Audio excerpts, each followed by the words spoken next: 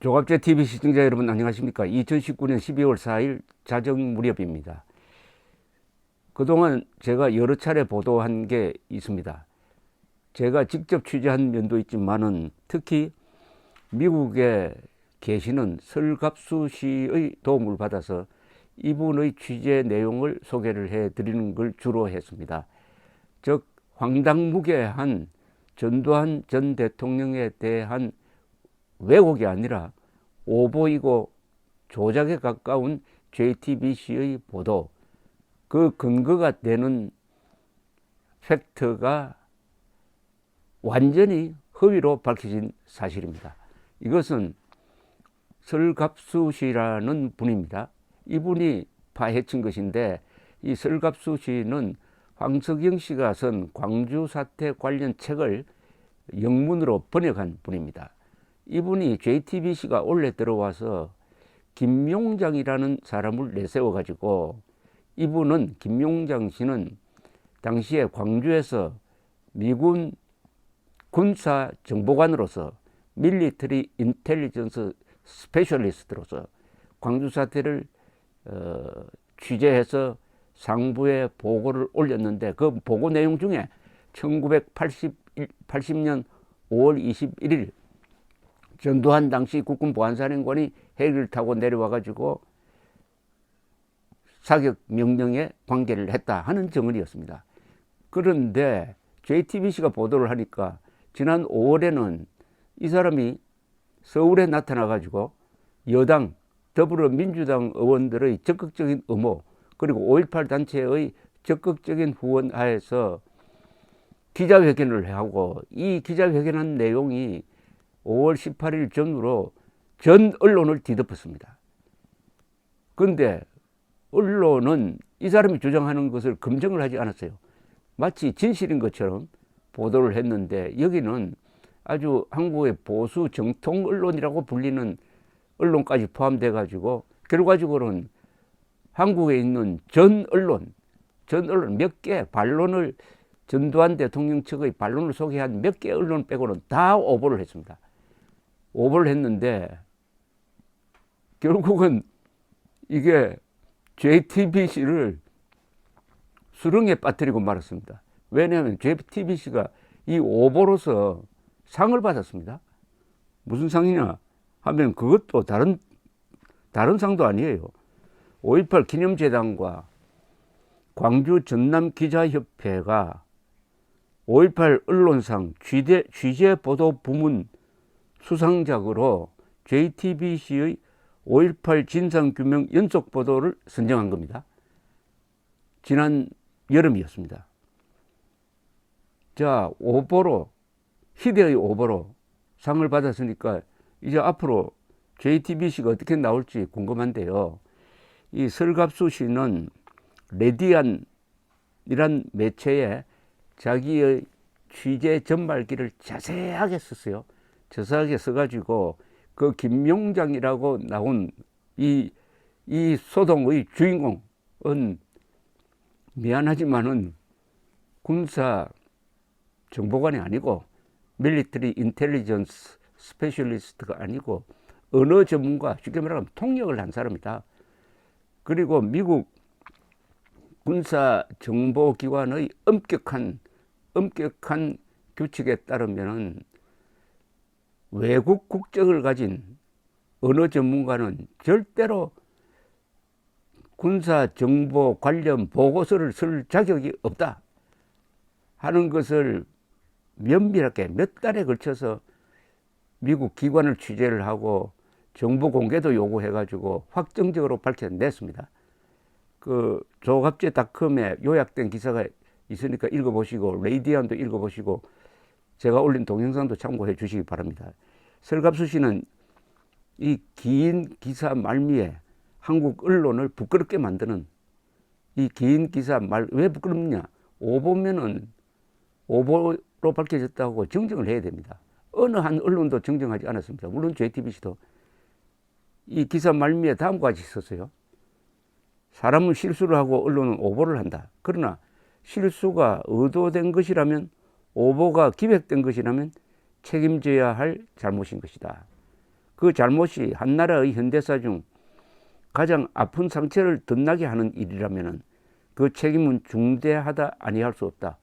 사과와 해명이 없다면 JTBC 이규현의 스포트라이트는 시사 프로그램으로서 존재 의미가 없는 것이고, 이에 연관한 5.18 연구자는 광주 항쟁의 모든 공식적 연구에서 영원히 배제되어야 한다. 자, 그런데 이 5.18 기념재단과 광주 전남기자협회는 5.18 언론상 취재보도 부문 수상작으로 JTBC의 5.18 진상규명 연속 보도 등을 선정을 했는데, 그 이유가 이렇습니다. 그 이유를 제가 한번 읽어드리겠습니다. 지난 여름에 있었던 사건입니다. 한국 언론사상 최악의 오보를 한 언론사에 다른 데도 아니고 5.18 기념재단과 광주 전남기자협회가 상을 주었다 이겁니다. 상을. 이유는 이렇습니다. 5.18 당시 미 501 여단 한국인 정보요원 김용장 씨의 증언을 이끌어내 5.18 진상규명에 중요한 단서를 제공하고 국민적 관심사로 부각시킨 점이 심사위원들의 높은 평가를 받았다. 이게 상을 선정한 이유입니다. 여기 이유부터 잘못됐네요. 한국인 정보요원이 아닙니다. 김용장 씨는 스스로 군사정보관이라고 했지만 사실이 아닌 것이 밝혀졌으니까 이걸 근거로 한 JTBC 보도는 오보, 허위고, 허위 보도로에 근거한 상의 선정은 잘못되었다는 이야기죠. 상입니다. 그러면은 지금 세 군데서 이 취소를 해야 되는데 5.18 기념재단, 광주 전남기자협회, 그리고 JTBC입니다. 스스로 해야 됩니다. JTBC부터 해야죠. 결자해 줍니다. 이 재단이 수상 이유로 쓴 걸 보면 이렇습니다. 김용장 씨의 미군 부대 정보요원 신분에 대한 일각의 의문 제기에 대해서는 5.18 재단에서 정보요원 입증 자료와 관련자 증언을 확보해 의문이 해소되었음을 밝혀준다고 했는데, 조갑제닷컴이 의문을 해소한 자료와 증언이 무엇이냐고 질문을 했으나 답변을 듣지 못했습니다. 없다는 이야기죠. 정보요원님이 입장된 것이 아니라 정보요원 아님이 입증된 겁니다. 자, 이런 중대한 문제에 대해서 이렇게 크게 오보를 하고 아니면 말고식으로 하면 되겠습니까?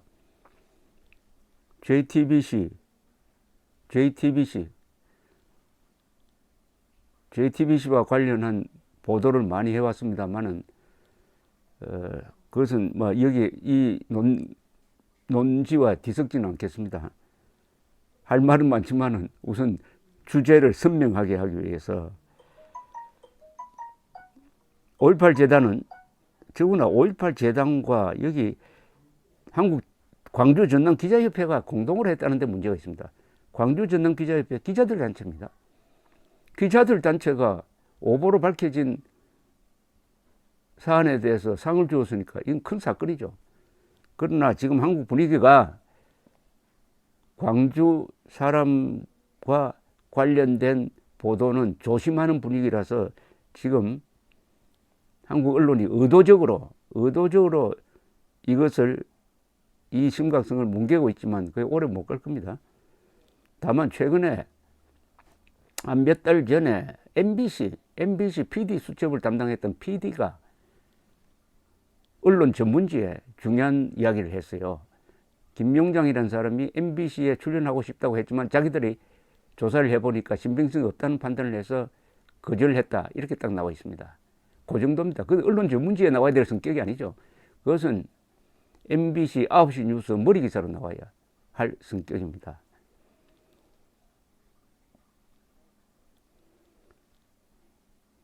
(5.18) 재단은 심사평 마지막 부분에서 2020년 5.18 40주년에는 언론인들이 보수 세력의 5.18 조작 왜곡의 위장막을 걷어내고 5.18 진실의 문을 더욱 활짝 열어 제쳐주길 소망하고 기대한다. 진실의 문을 연다고요? 5.18 관련? 자, 우선 정리하면은 5.18 광주 사태 관련해가지고 국가적 조사는 한 5분 있었습니다. 첫째, 바로 현장에서 있었죠. 1950년 5월에 있었던 계엄사의 발표가 있습니다. 그리고 1985년에 한 번 더 또 이게 문제가 제기되니까 국방부가 재조사를 해서 발표를 했습니다. 그리고 88년에 노태우 정부 들어선 이후에 50 청문회를 통해서 한 번 또 발표가 되었습니다. 정리가 되었습니다. 이 세 번째죠. 또 1995년 초 검찰과 국방부가 합동조사를 통해서 김영삼 정부 때입니다. 최강금 불량의 수사 결과가 나왔습니다. 그 다음에 다시 95년 말에 이른바 5.18 특별법에 의한 재판이 이루어지면서 또 방대한 조사가 이루어졌습니다. 이게 가장 중요한 국가적 문서죠. 그래서 대법원 판결까지 나오는 과정에서 헬기 사격 문제가 여러 번 거론되었지만 헬기 사격이 없었다. 동시에 발포 명령자를 찾을 수가 없었다. 발표 명령이 내려온 게 아니라 그때 1980년 5월 21일 정오 무렵 전남 도청 앞에서의 긴박한 상황 때 공수부대가 자위적 차원에서 사격을 한 것이 시작이 되었다. 이렇게 정리가 된 겁니다. 전두환 전자도 나오지 않습니다. 5월 21일 전두환 당시 보안사령관은 서울에 있었지 내려간 사실이 없어요. 그런데도 내려온 것을 봤다는 정은 몇 사람의 주장은 있었지만 그거 다 부정이 되었습니다. 5분이죠. 그것을 뒤집는 사람이 나타났는데 미군 정보요원이다. 미군 군사정보관이라는 요 아주 매력적인 단어 하나가 뉴스를 만들어낸 겁니다. 미군 정보기관이겠다. 그리고 오랜만에 몇십 년 만에 등장했다. 그런데 벌써 시간이 흐르니까 당시의 취재를 했던 기자들은 다 은퇴를 해버리고 이게 무슨 새로운 것인 것처럼 이렇게 한국 언론사상 최악의 소동을 벌였는데 의로운 사람은 어디는 있습니다. 설갑수 씨의 노력에 의해서 오보임이, 조작임이, 허위사실임이 확정적으로 밝혀졌다. 내용이죠. 자, 그 다음에 JTBC가 해야 될 일이 있습니다.